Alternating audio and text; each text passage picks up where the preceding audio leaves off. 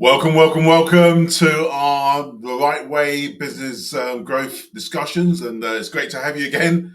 My gosh, we've been doing this so many times. I still just find it incredible that we've been able to do this for you all, and it's good to have you on the event. I mean, we've got a real packed event. We've got some rock star people who are going to be helping us through the discussions, and obviously clearly an opportunity for you at the same time to be involved as well. Very much an opportunity to get involved. We're on all the social media platforms from LinkedIn, YouTube, Facebook, etc.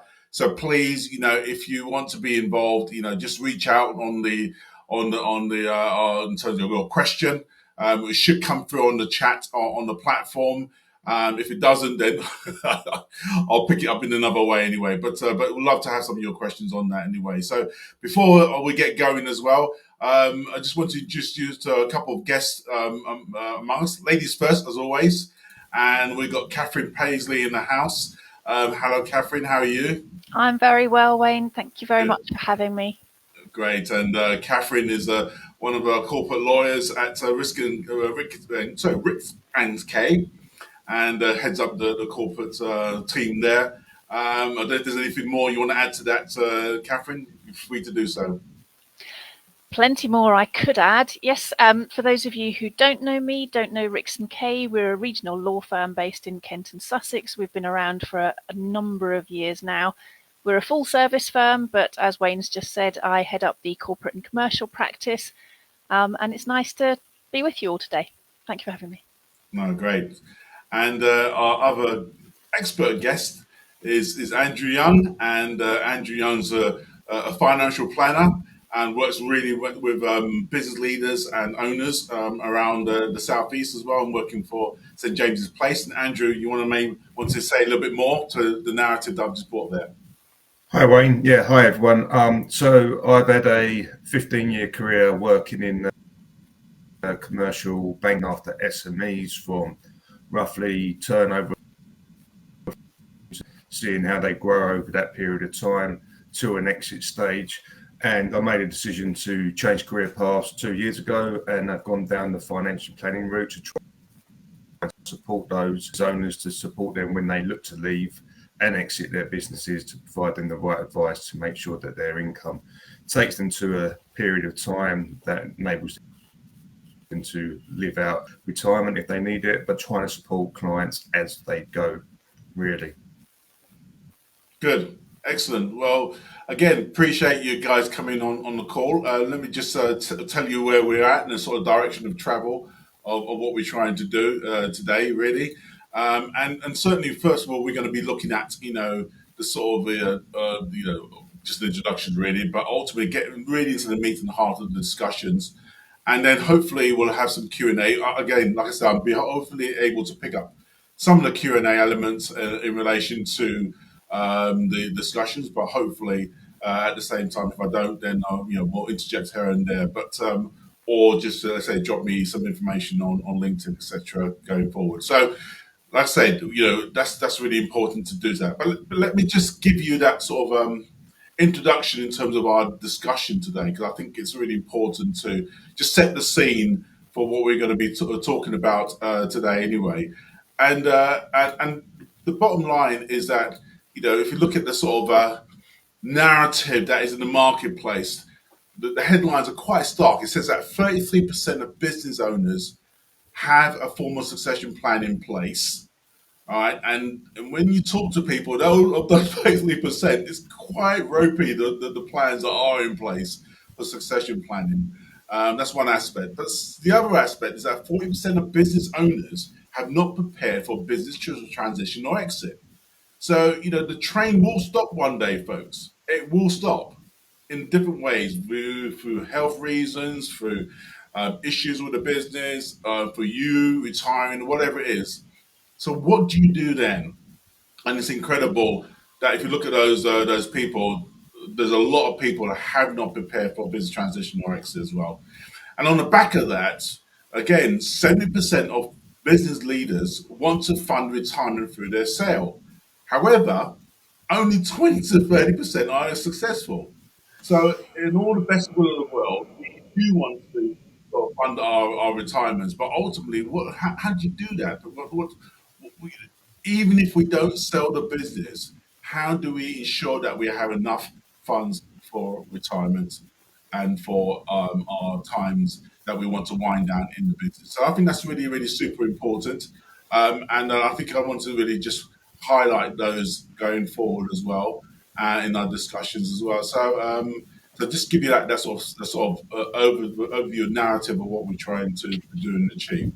So, you know, on that basis, I just want to ask the first question, and and just to ask the panelists really in terms of why is it important to plan for exiting the business even if it is 20 years in the future. And this is really talking to the sort of younger folk among us who are business leaders as well, because sometimes, people feel that, oh, why do I want to think about the future now? I just want to build this unicorn of a business now. So, why is it important to plan for the exit business? Let's start with you, Andrew, first, and then we'll get Kathryn to have her say on that. So I think it's important, and I will be saying this as a financial planner, because I think plan for the future at the start and work your way.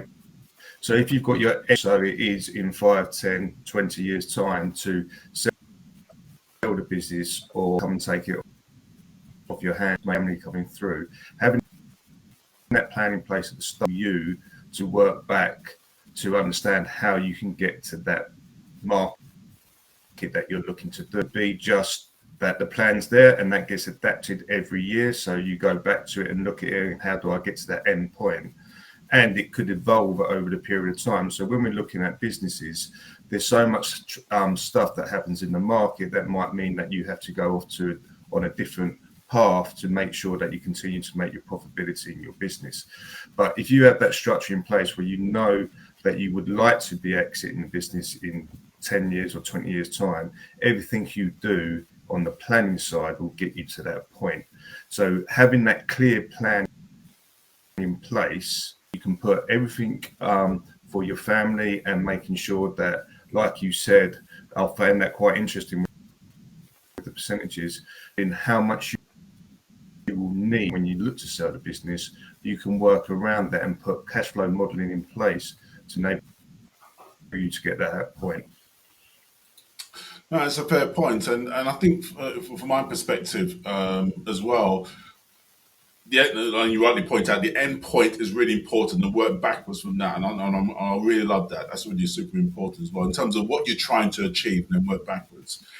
But at the front end, even setting up the business to give you that opportunity to exit effectively is really important. And I don't know if we want to talk to the narrative, Kathryn, around setting up the business so that at least especially in businesses where you've got different partners involved in the whole process, what you should do at the beginning to allow at least the opportunity to realise some outcome in the future. I think you've made a key point there, Wayne, is it's not always about what you need to achieve. You're doing it in most scenarios with other people. So you'll have businesses with many shareholders or perhaps 2 or 3 shareholders. You might set up a company with a family member. It's quite unusual that you're talking about people who are driving their business by themselves. And they, of course, have greater control over what that exit might look like in due course.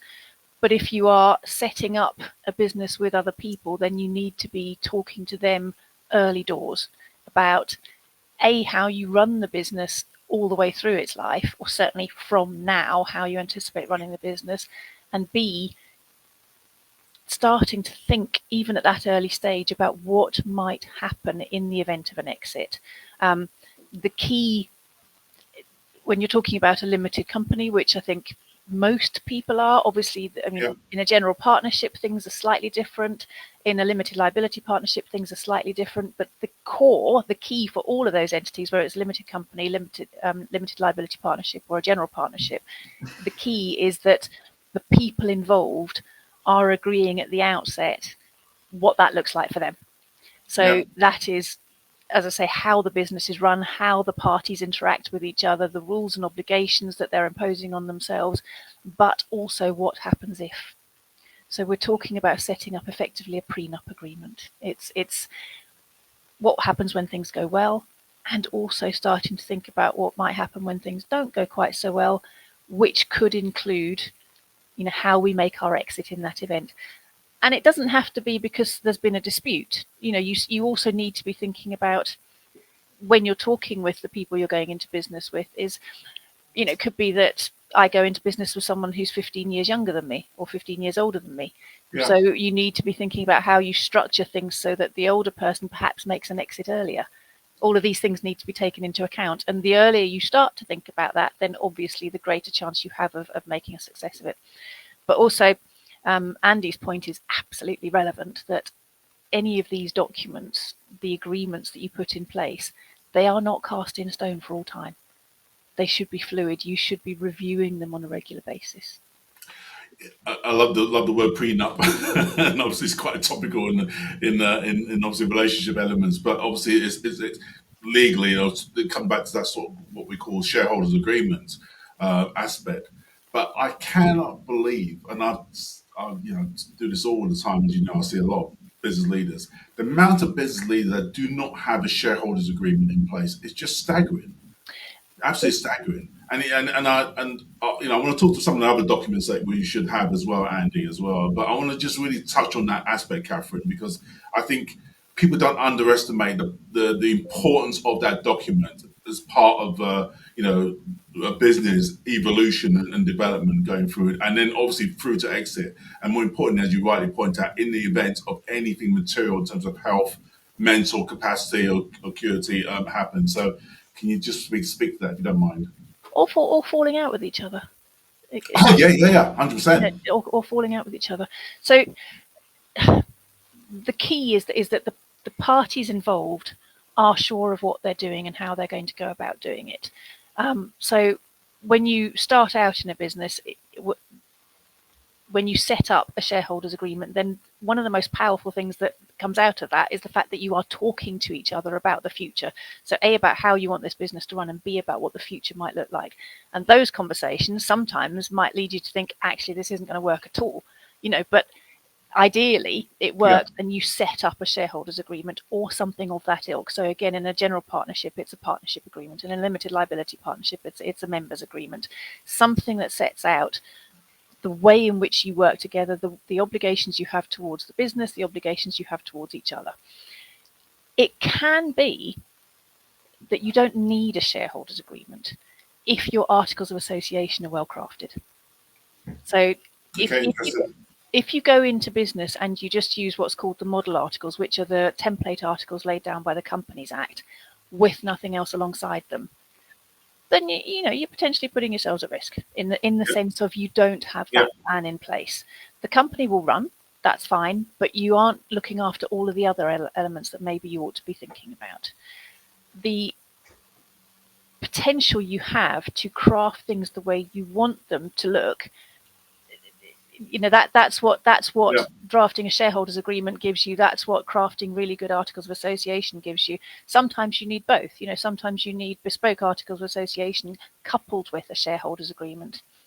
And one of the other things that we can think about, which I'm sure Andy is very familiar with, and this is another reason to start thinking about potential exits when you are younger, maybe than you're an awfully long way away from thinking an exit of an exit, is you can start talking with your business partners, the people you're going into business with, about the possibility of cross-option agreements linked to life policies, which all tie in with shareholders agreements.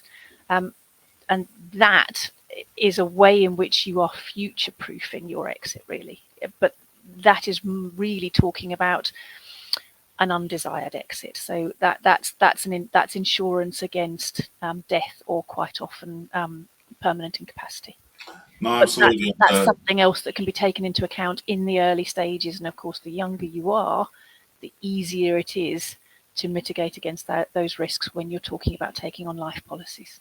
No, absolutely, and to get appropriate cover. You want to just touch on that, Andy, because there's a whole raft of different protection elements around it, not just the normal ones that we know, but there's some other ones with specialists for business as well. So can you just talk into that so people can consider what's at the outset that they should have? Well, I think you're probably looking at two forms. The first is key man cover, which is that if you're going into a business, you might have an individual who's really good at the planning, really good at building the structure of the business, and then you might have someone who's excellent on the sales part and manage to get a lot of business coming in. So you work hand in hand. Now, we always look at the worst case scenario first. So on the protection side, what happens? The person who's generating a lot of income becomes ill or unfortunately dies, there isn't no cover in place. So you as a business have lost that salesperson coming in. So having a form of key man cover will enable you to receive some funds that will enable potentially for you to employ someone to come in to do the job on the same sort of salary to get that growth come in, or actually cover you for the period where you've got that person working in the business.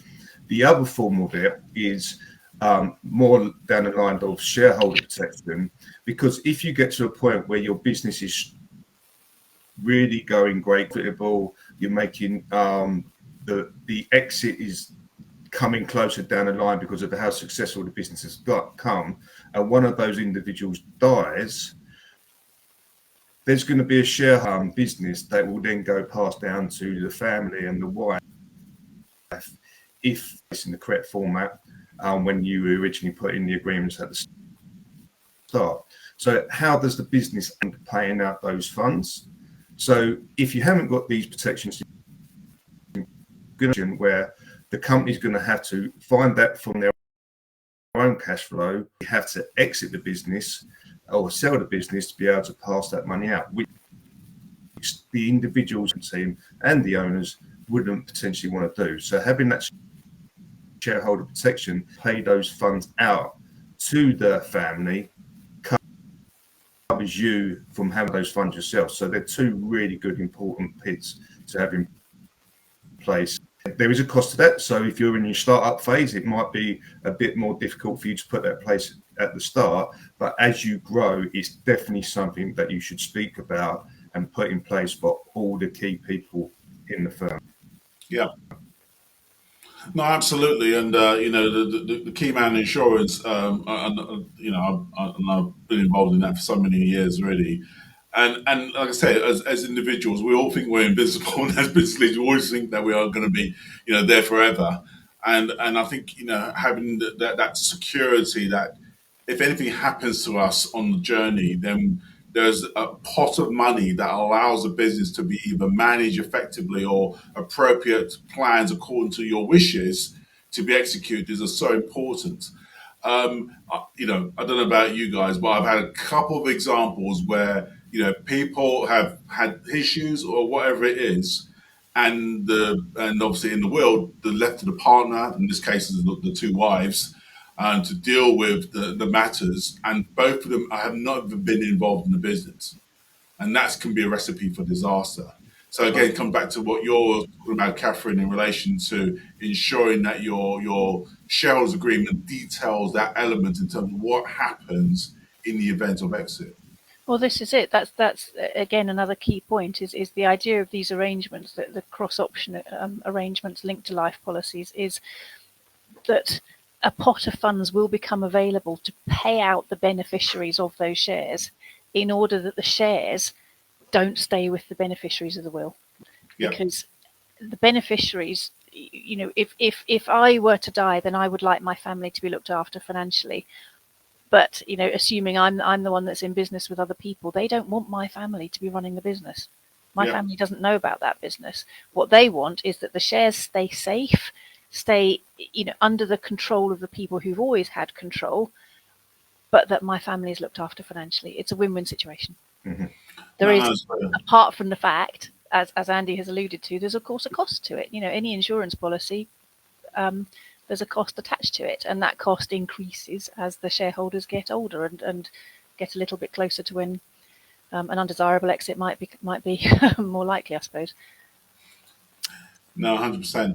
And when you think about that exit element as well, what's your experiences, guys, in relation to people? What sort of mistakes do they make in especially those who are coming up to that time of retirement, realizing that they're not in that position to do what they want to do, What sort of things that you find, people are struggling with, in terms of that taking that next step and thinking, oh my gosh, I think I could retire, but now I can't. Andy. So I think this is probably the most important part of this. Speak to experts before you get to that point. So obviously, if you're looking to and you want to get as much out of your business as possible, it's coming to someone who can give business advice about growth so that you can then put all your efforts in over the next 2 to 3 years to generate that will add value to the exit or the exit part of the business that you're going to. The second part of it is that understand what your goal is. So what is your retirement plan? So if you go into a business and you're don't know the market that you're in, you don't know who can potentially purchase the business from you, you don't know the value of what you can sell your business for, you're going to get into a position where you're going to come down a line to exit and go, might not have any transactional value in my business to sell. And therefore, if you haven't been using your business down the route, and I will say it's a financial advisor into a pension each year that you can have running along the side of your business, you're going to come to a period of time where you're going to be looking and thinking, I haven't looked into this in enough detail, right decisions on behalf of myself and my family. I could be stuck where I can't exit and I'm going to have to continue to work a lot longer than I thought I would do into the business that I was in. So having the clear plan at the start, like we've gone back to, and the first question was having that plan, knowing where you want to be, getting to the right point, speaking to the experts who can advise you on that will always put you in a better position when it comes to retiring and exiting your business. I think that's absolutely valid. Wayne, your question was what mistakes do we see people making, and I think Andy's said it loud and clear there. It's people not having those thought processes until they're ready to exit. Excuse me. So if you are not thinking about what your future might look like until you are ready to have that future, it's too late by that point. The ideal is that you're starting to put the plans in place considerably earlier. They could be fluid plans, they could be flexible plans, but nonetheless, you have to start having those thought processes. And again, I completely agree with Andy. It's build a team of experts around you. If you've got the wherewithal to do so, then have those people ready and available. You need to be talking to your independent financial advisor. You need to be talking to your accountants. You need to have tax advice and fairly sensible tax advice. If you are thinking that a sale could be an option, then a corporate finance advisor is a good person to have on board. And obviously, you need your lawyers on board. 100%. And just let me just address the elephant in the room, to be fair, really. People don't talk or like to talk about wills and the importance of wills in this process.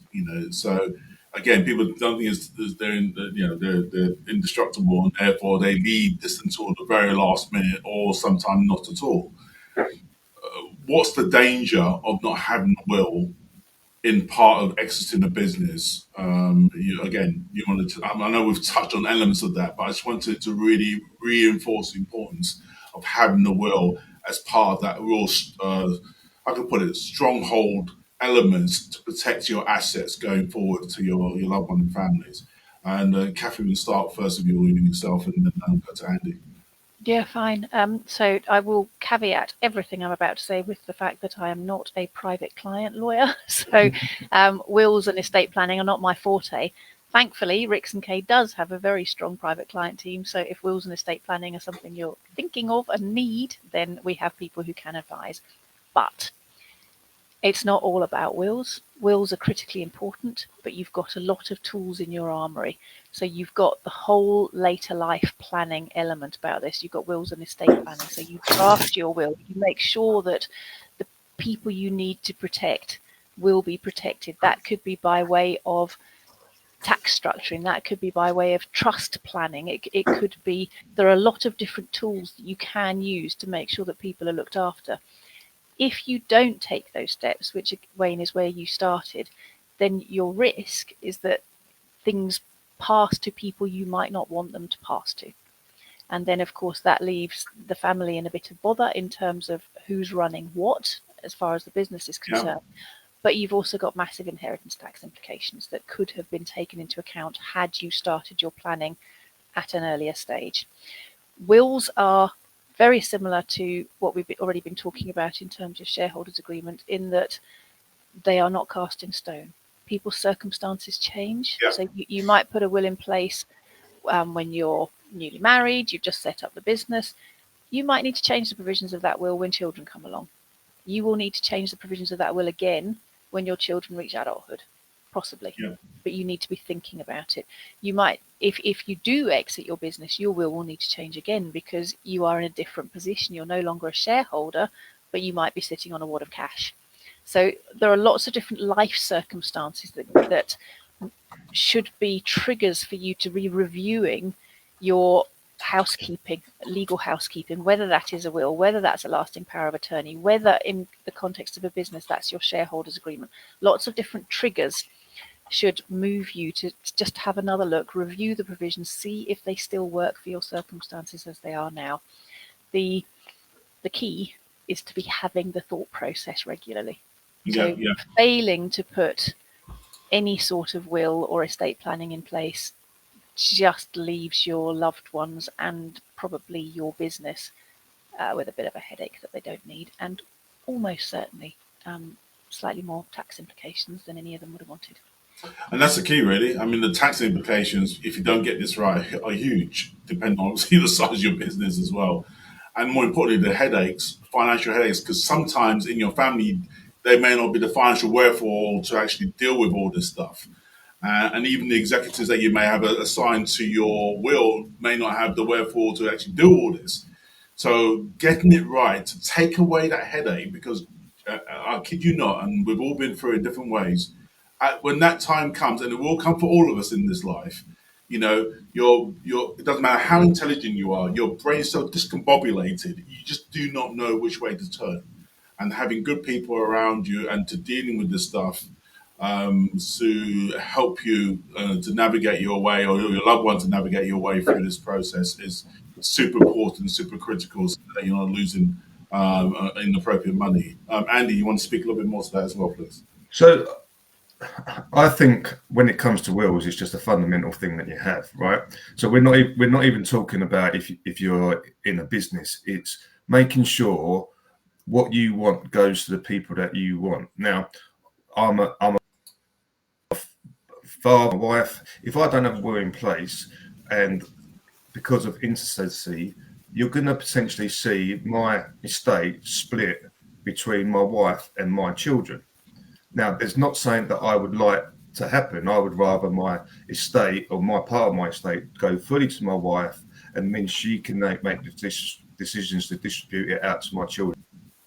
And if she chooses to do that, will in place, it removes that part of being able to do that. And I think that's fundamentally key for you, because you don't want anyone to have your family to then be bickering with each other because they've got something and you didn't get something, and that sort of thing. So just having the simple, which don't will enable you to cover that point. Now, just that will happen with that when you go into the business. And if you're growing your business and you're getting to the point where it is making substantial money when you exit, then there's more planning that you might want to put in place when it comes to your will. And there's things called discretionary will trust, that when you sell the business, the money actually goes into discretionary will trust, and then it goes out from there. And those are things that you can discuss with a financial advisor or someone like Kathryn, who can provide you with it. The second thing that I think is key, and this is where it comes down to when you're looking to sell a business, is having a lasting power of attorney in place, because you don't know what could happen to you or the next day, and you could be going through a period of where you're making decisions on exiting and something happens to you, which might mean that you might not die, but you might not have the what's the word I'm looking for? You might not have your brain cells and your intelligence in place to make the decisions on behalf. Before you go down an exit route and before you make those decisions, putting in place a lasting power of attorney, which someone who you trust can speak on your behalf if something happens to you, it's also securing your future for yourself and your family. Yeah.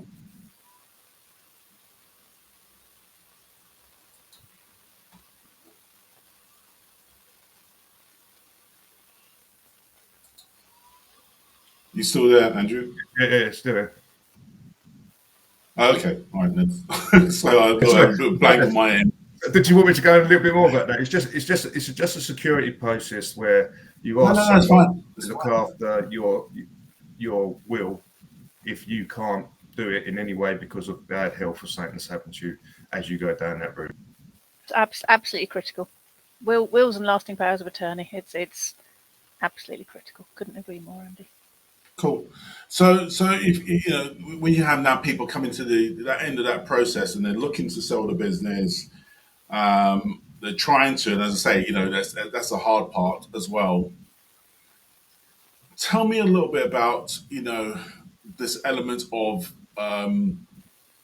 and I appreciate this is more sort of for you, Andrew, in terms of the sort of pension element, savings aspect. Just to give you that pot, because again, the whole advantage of us, and I've got a number of businesses, is that in several aspects, all you want as a business entrepreneur, well, certainly I do.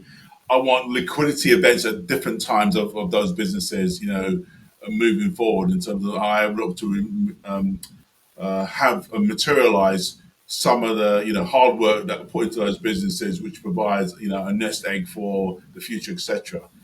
And one stat I didn't bring out was the fact that not many business leaders and owners have pensions, and I think it's worth speaking to that if you want to, Andrew and Kathryn. I'm sure you're going to chime in on that aspect as well. So I think firstly, if you get to exit, it's a big congratulations for any business owners.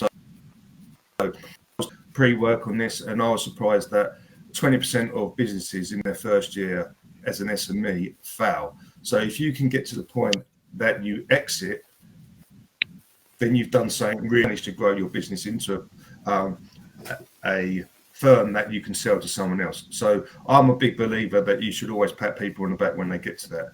Now, it's key here because you then, if you've got to that position and you haven't been taking care of yourself, you haven't been doing the correct things for you. Cash flow is key on this. So if you struggle for cash flow, the business needs that money for you to continue to operate, then there are little things that you potentially can't do when it comes to paying into a pension.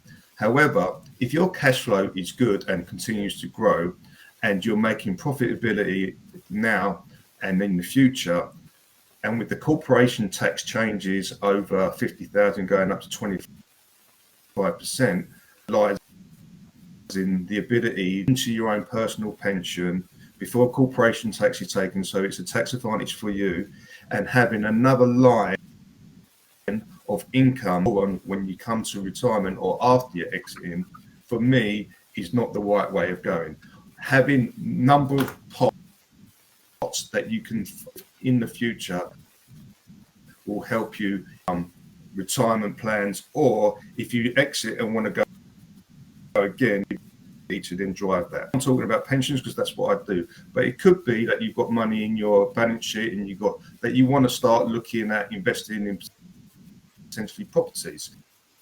You can use that money and future pot of money that will come your way that you've done by using profitability of your business.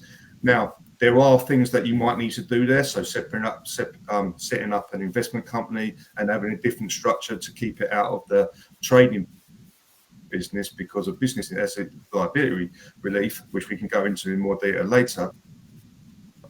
Avenues where you earn your money from and taking that money out is going to be fundamental for you and putting you in a better position when you come to exit.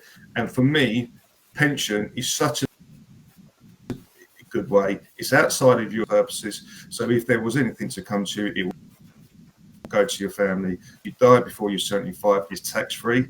So if you sell your don't have the right structure and speak to the experts like Kathryn, you're probably going to have an inheritance tax there. Paying your money into a pension and then dying, that's out of the estate. That money go to your family tax-free video. So it makes more sense to be doing it that way, as long as there is enough cash flow in your business to put it across, and that is key. No, 100%, and I do love the element of having those different pots that you can have access to, asset bases or Mm. whatever you want to call it, to draw upon. If anything happens to you, or you decided that you want to slow down, you've got those pots able to give you some sort of income on an ongoing basis because you know the best one in the world, our pension system is in trouble. So really having something else in addition to that is super important. Kathryn, Mhm. you want to answer some elements to that, please? Certainly. I would just like to say in defence of my colleagues who might get a kicking later on for something they've just heard, I don't think we're ever going to be in a position to remove all inheritance tax for people. What we can assist with in conjunction with other advisors is to mitigate the effects of inheritance tax for people. There um, you go. but it is a necessary evil. But of course, that's why you put your plans in place early doors so that you can come up with tax efficient ways of moving 100%. property and moving your assets in due course. Um, the other thing that I thought was worth mentioning is we're talking about making an exit, selling a business. You don't necessarily have to sell your company to make an exit. Mhm. So that's the other thing that people should That's a good point. start to be thinking about is it doesn't have to be a trade sale in order to be an exit. So it could be that as we discussed earlier on, one shareholder leaves before another one does. One shareholder might want something different out of their life from what another shareholder might want, and so therefore you need to be thinking about the possibility of different ways of exiting your business and how that would produce those funds for you that you need to fund your retirement or your next venture or whatever it is you're going to do after you leave this particular business. No, I love that. I've got a lovely example of that of one company we've been working with, and we've been able to help him as an MD to move to chairman role.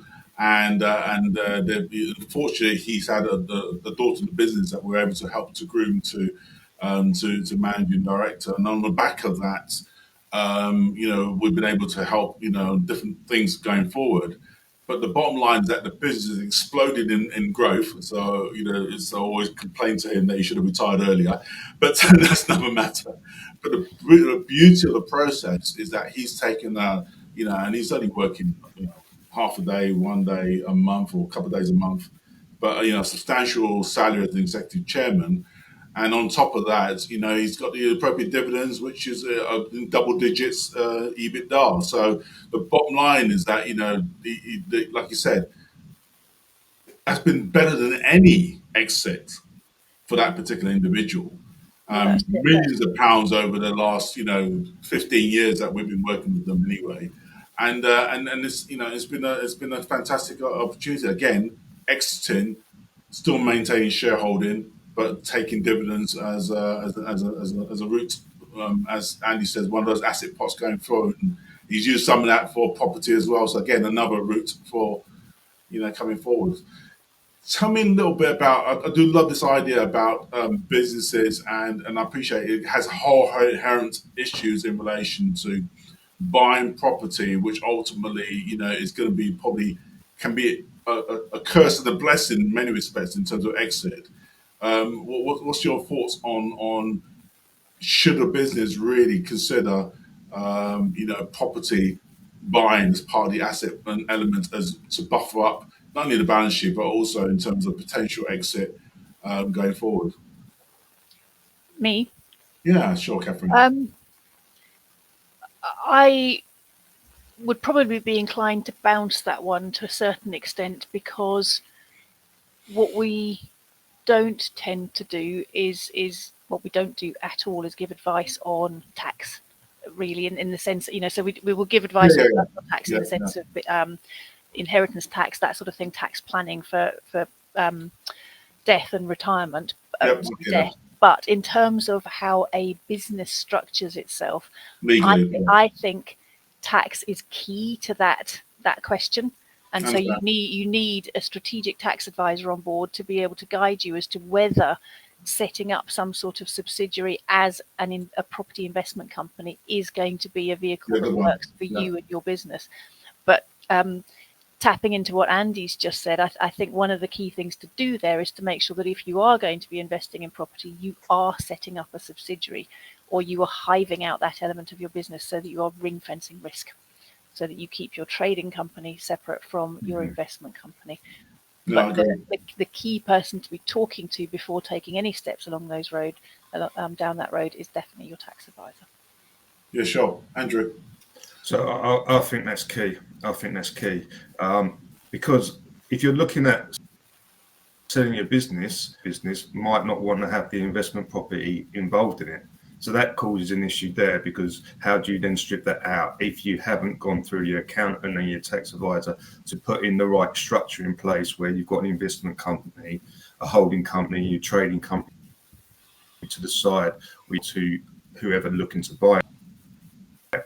You've also got to, and again, whilst I'm not a tax expert, you've got these things called business relief and business asset disposable relief come into they do get affected if you've got an investment arm in your business. So if there are investments and it's making of income to the trading arm, lose those reliefs that you get in place by separating it, doing it in the correct way, speaking to your business one on a different company, you then bring those reliefs. So for example, we've been talking about what should you do and things that you might want to do before you exit. Well, if you could pass your shares to part of your shares to your wife 2 years before your exit, consideration of business assets disposal relief, or husband, sorry guys, there I always talk like that. Caught me there. But by doing that, the shares, then you both get 10% on the 1 million relief instead of keeping it yourself. But you have to have 2 years of owning those shares before that relief comes in. The investment arm, does that affect how you can have those reliefs in place because you've got too much income coming out the investment side? So separate that into a different entity, and looking at those things is very key if you have got to the size where you can go down that route. Accountants and tax advisors are excellent. Mm-hmm. The other thing that we sometimes see, which can be very successful for business owners, is where the shareholders themselves own the property that the company trades out of. Yeah. And then they may find themselves ready for a trade sale, but they keep hold of the property. And you've already got a commercial lease arrangement in place so that everything's at arm's length, and that's a nice little pension pot. So you've got the capital investment of the property, and B, you've got that regular income from the rent that's being paid by the trading company even after you no longer own the trading company.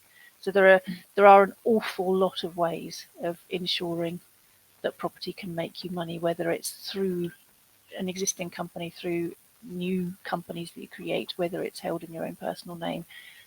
But the key, what has to underpin all of that is taking robust tax advice, I think. And I love that, because that is what happened with one of our customers. They bought a business, and they really felt it was going to be too much of a stretch to take the staff with them to another premises, and so they continued in the same premises, but that premises was in the name of the previous owner of the business, and obviously under lease arrangement. So it was a separate lease. Business deal was done.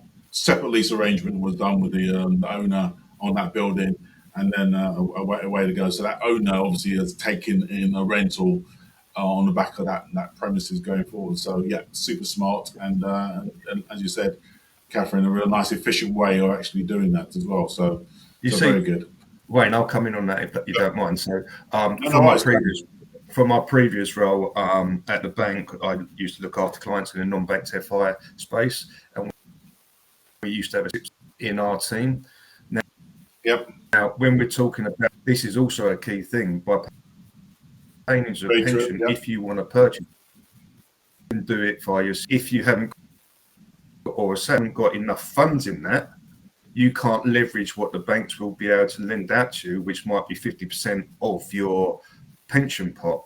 So if you're not looking at that and you're just thinking that you're not going to put any money into your own pension pot, you're taking away the fact that property that your business works from, that is sitting in your own SIP, which generates you further income in the future. So there's another thing that you might want to look at.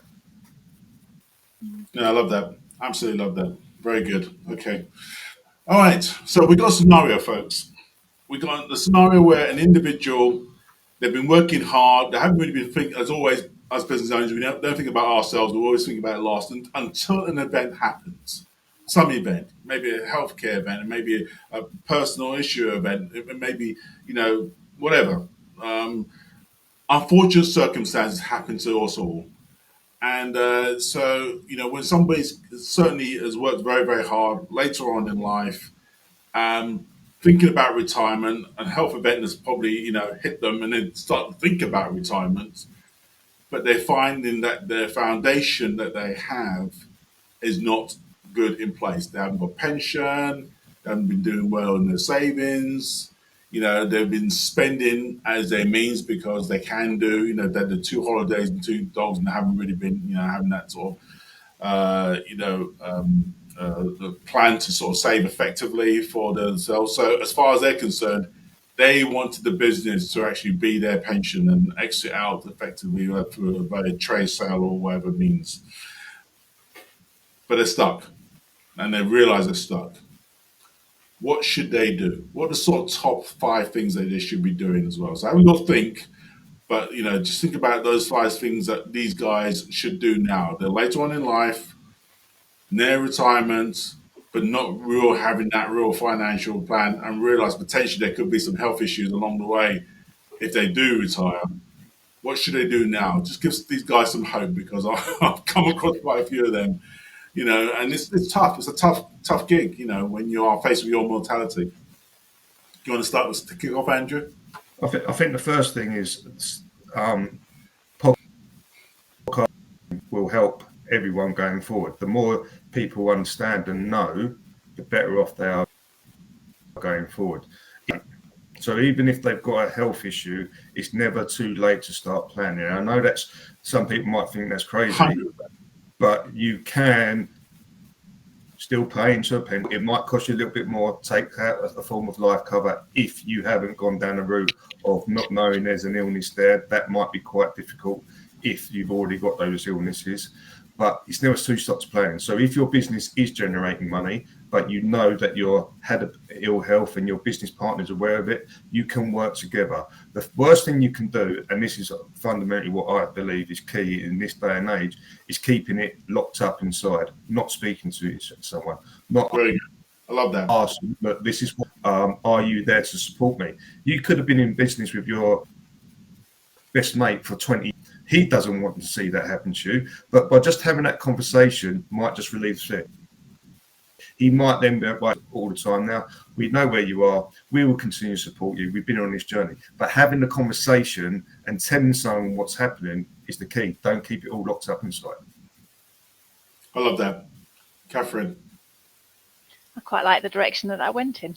Yes, so I'll be slightly more black and white and documentary and all of those things. And I think there are various things you can do. And I think Andy's absolutely right. It's never too late. It might not be ideal, but have a look at the documents you did put in place, if you did put anything in place. So have a look at what your Articles of Association say, have a look at what your shareholders agreement says. If there's anything you can do to amend those in the knowledge that you might be making an exit rather sooner than perhaps you had thought you would be. So I don't think we're talking about a scenario where someone is about to keel over, but we're talking about a scenario where someone maybe is getting a bit of a wake-up call and thinking, oh crap, give me 5 years and I'm probably going to want to be in retirement. And maybe they hadn't thought about that before.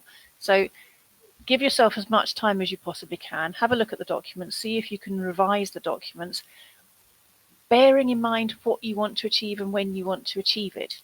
I mean, if we really are talking about emergency situations, then go and test the market, see if there are buyers out there for the business. Have a chat with your management team. Is there a second generation that's coming up through the ranks that might want to buy you and your fellow shareholders out? How are you going to go about doing that? There are so many different structures. Could you be implementing some sort of employee benefit scheme so that you're motivating your employees so that perhaps in a year or two's time, you could be ready for moving into an employee ownership trust or something along those lines. There are lots and lots of different ways of achieving taking funds out of a business and making your exit, whether that is immediate or whether it's staged in the way that you were talking about with your chairman just now.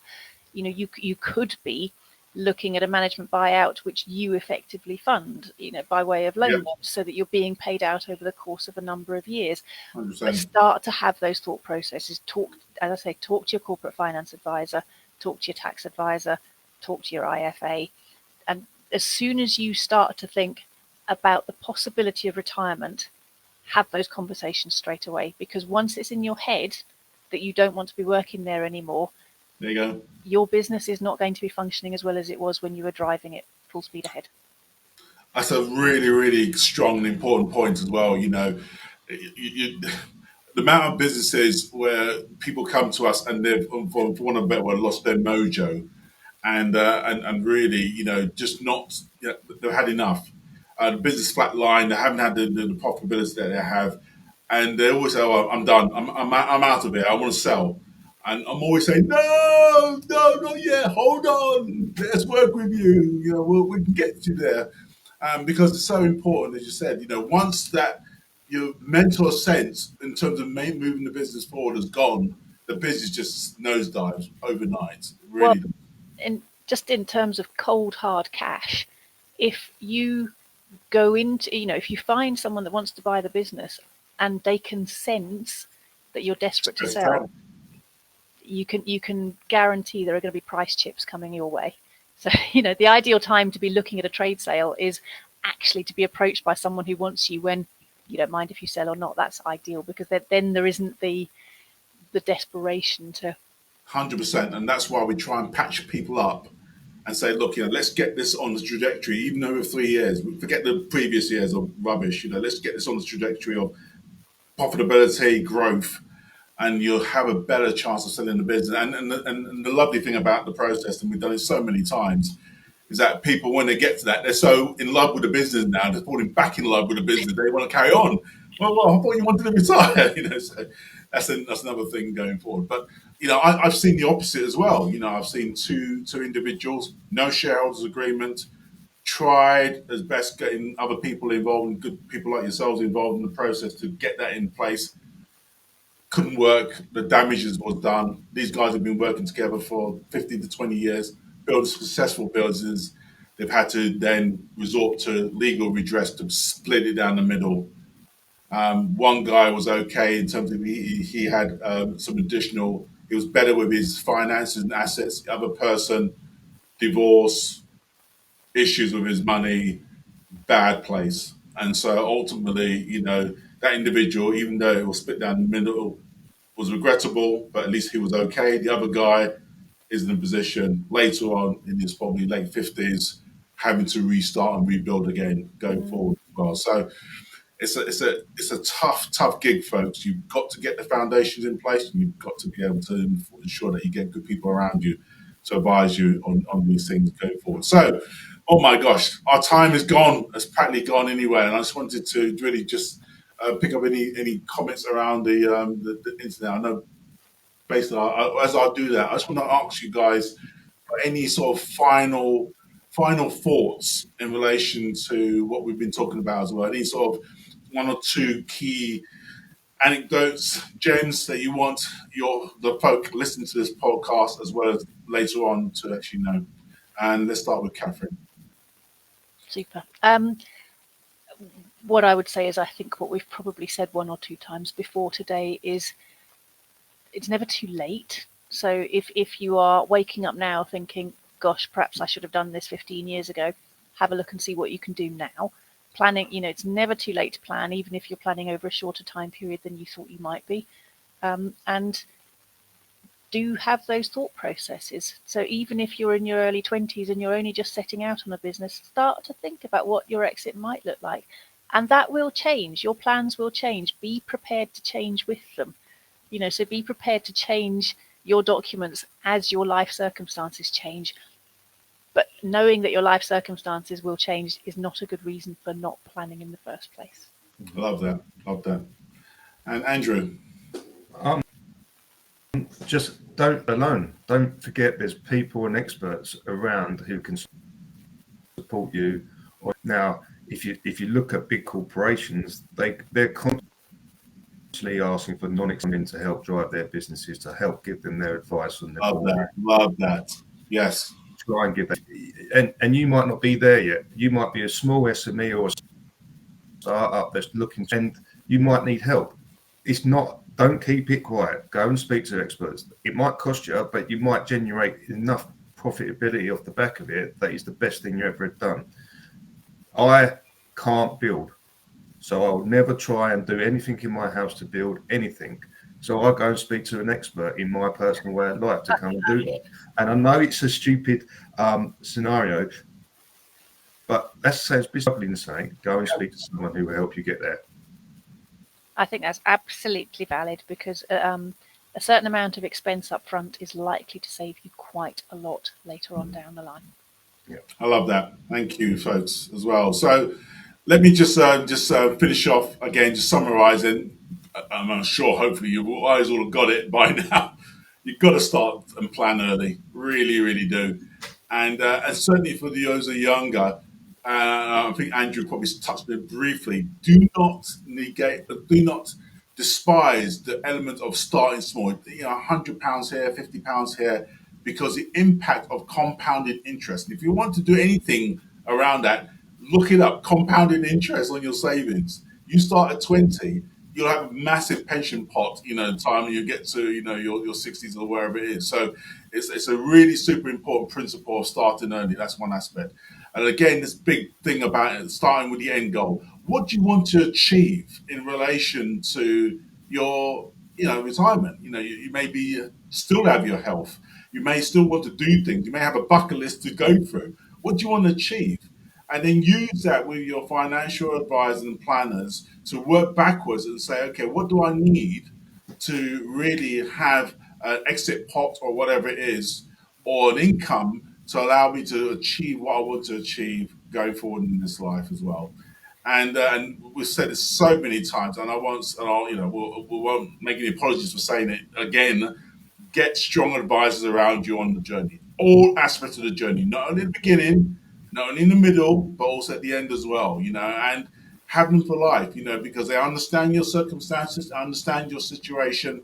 They'll be able to help you as you develop and grow as a person, and obviously as your business as well. So thank you again for getting involved as well. Just letting you know that, for us, we help companies to grow as well, and also help them to prepare for exit, working with good people like Kathryn and Andy and on the journey.